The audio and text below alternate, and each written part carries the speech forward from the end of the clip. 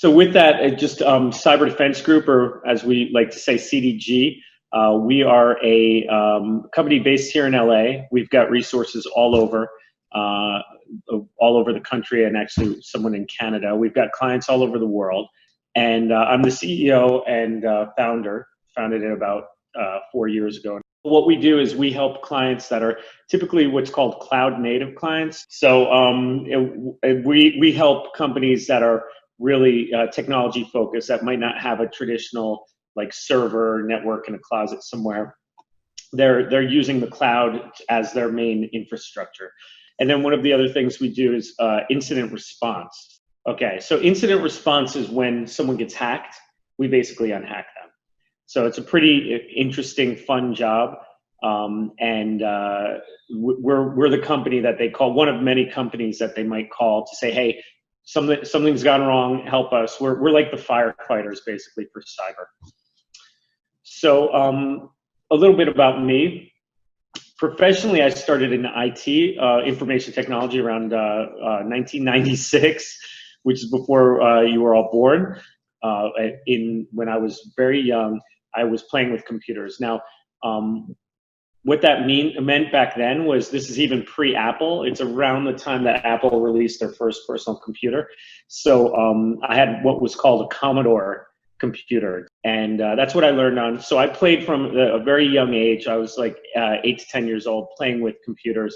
And so I got an unrelated degree in college. It was not a computer degree. But when I got out, I knew so much about computers that I got a nice job up in New York, where I was originally from. I went to New York City, and I got a job on a trading floor supporting all the computers, all the traders. It was pretty fun and pretty interesting. What's interesting in this timeline is, you'll see it took me 9 years to get my actual first job in cyber where I was dedicated. And there were a couple reasons for that. One of them is because I was overseas, and I had a company myself. And we're doing IT, and I would embed security into everything we did for our IT clients, but they weren't hiring me specifically for cyber. I was just giving it to them, or for security. I was giving it to them because they needed it, and I knew they needed it, but they didn't say, hey, we want to secure all of our systems. So, what are the next steps for you in your career and what you're doing? So I think this is not a secret for any career. But again, if you're like, hey, cybersecurity seems like a good career path, if you're not constantly trying to figure it out and learn it, you may not be as successful. So I would encourage you to learn as much as you can about the field. You really should know what these mean. These are 3 cloud platforms. So I would say, again, we're talking a lot about cloud.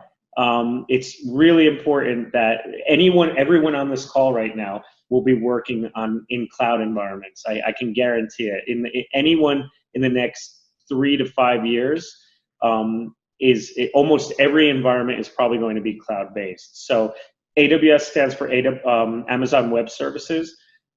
Azure is Microsoft's cloud, and excuse me, GCP is Google Cloud Platform. So those are the 3 big ones. They're the 3 big public clouds. And that's the other thing. Back in the day when I was, you needed a physical computer to play with. And so I would have computers all over the place, and I'd set up a network. That's that learn part that I had in the previous bullet point, just to break them and see, what's going on, how are they talking to each other, what logs are they producing. So you can do the same thing now, but completely virtually and free. Whereas I had to hope someone was throwing a computer away that I could salvage, or scrape together, what I could to put a little network together. Nowadays, you can just go on for free and create this. Bash is for Linux. You shouldn't know Linux if you're going to get into cybersecurity. Linux is super important. Anyway, it's a Unix derivative that Mac OS runs under. Very secure.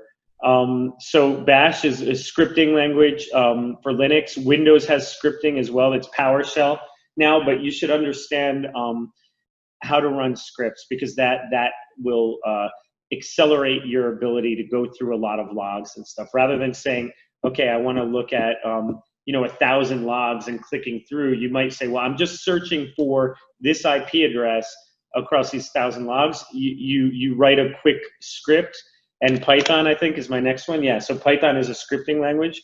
If you haven't, they consider it a computer language, I think, as well. But it's mostly a scripting language, and it will allow you to quickly go through reams of data by doing pattern matching. You should learn other languages, just the concepts. I'm not a programmer. I programmed in BASIC. That shows you how old I am, and Visual Basic. But because of that background, it allowed me to understand when you're looking at, so if you understand the concepts of the way that the human-machine interface or the programming language that allows you to control the computer at a really high level, like when they call variables and things like that, that could be enough for you. You don't need to be a programmer to understand this stuff. If you like programming and you get really into it, go for it. The more you know, the better. Especially programming, cybersecurity and programming development. That's a huge need because every company is creating code these days, and there's a real lack. That's where my company excels because there's not enough developers that understand security. So if you're a security person that's a developer as well, you can write your own ticket. Again, really want to get into the cyber field. Nowadays, you can get a cybersecurity degree, whether it's a minor or a major. Computer science is good, but computer science may be a bit general. It's not always a great way to really understand cyber on a deep level. So yeah, I think anything with cyber related to cybersecurity or information security, you just want to look at the curriculum too, because if you don't like programming and you need a lot of programming to get through it, you may want to use minor, get your degree in something else and then minor in cybersecurity versus major in it. But at the end of the day, if you have cybersecurity in your title and you show an affinity towards it, you're almost guaranteed a job in this market right now and for the foreseeable future. When I started my career very early, I was at this great private investment bank, and I had gotten an offer for another company for money, more money, and then the investment bank said, "Oh, we'll match that offer," and I was like, "Okay," because I thought it was about the money, and I later regretted that decision. I should have gone to the company that gave me the offer and not taken the money at the bank I was at, and so that was for me that wasn't something that someone told me. That was something I actually experienced. So from that point forward, that's the advice I give to anyone, that if you're interested, if you love what you do and you're passionate about it, you don't work a day in your life. So the most challenging part, I think, with being a CEO is understanding that throwing out everything that I've known to get me to this point and then learning again. So, I mean, you just have to be a constant learner. And what I'm doing now is, rather than fixing computers, I'm fixing people. I'm making sure that people work together and that we can achieve, I'm setting goals for the company, and then I'm making sure that people can work together and have the resources and tools they need to be able to execute that vision. Do your best to remove your ego from any kind of leadership that you're trying. Remember what the goal is. If it's a self-serving goal that serves your purposes, you can get people to follow you, but people will be more likely to follow you and work together as a team if they believe that your intentions are not driven on your own ego and based on you, and it's really for the success of the team. So the more you can minimize your ego, the better. And I think there's a great book that I always recommend to leaders, which is A New Earth by Eckhart Tolle. So if you haven't read it, I highly recommend it. It talks about the role of the ego. He's a pretty famous author, but A New Earth is the one that I would recommend for that.